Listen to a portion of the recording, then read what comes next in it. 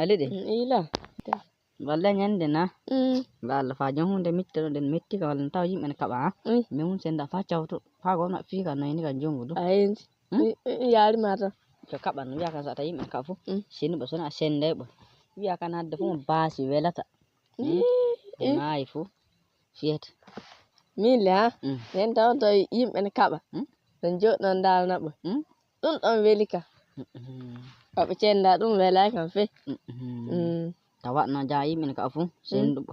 senda ɓe min ka wala to yari ɓe kaɓa ɗum ɗum weli kam wala wawa sendi ɗum wallahi mo surata baasi maayan fuɗɗa fiyete illa malika fiyoɓe ɗo ngara ittoyon on fiyata ɗum to fiya ɗum de yimɓe cawlinta yimɓe de ufi ndilli yimɓe jiyata ɗum gadi de fiye ayyo deno yimɓe gatta tan ko piya niɗɗal wana yimɓe de malikaɓe no ɗum kan nanay abada ina wato malikaɓe ji'ay yimɓe adun ɗo jiyaɓoy lakal modibbo haali yo haal modibbo na a jabta an kay ɗum na ja haal modibbo ɗum jaɓa kay tan malakal mawdu ka fuɗɗi fiide hono ko ana helsu malakal mawdu ka itti yonki fu kañum ka witta haya o ka somo wari ɗum fu sinamo jokka iroɓe ɓe tafon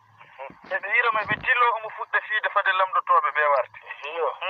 mati so lamdotoɓe ngari malakal mawdu an ka ittugol yonki ni jeyɗa a jeeya fiide yala ko hone wamma saɗa fe ɗum moymi fiyam o abada suray baasi tomo tawi baasi fu somo ɓeyday fu mo ɓuytata mati ɗon samsi ɓe ɓe fiyamo onon ɗo so ngari on piyamo somo yehi Allah du fiyamo mo anda baasi moƴƴa ayi baasi moƴƴa tawa ayyo wooti